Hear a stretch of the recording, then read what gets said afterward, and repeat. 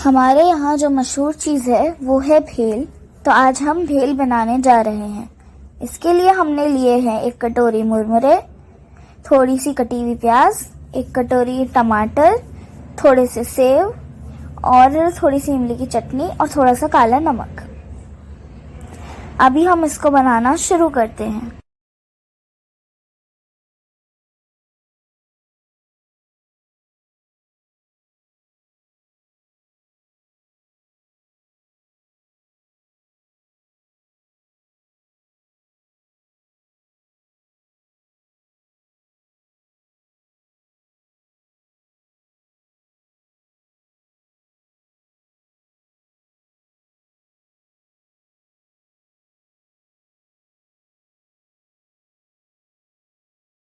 अब हमारी भेल बनके तैयार हो गई है।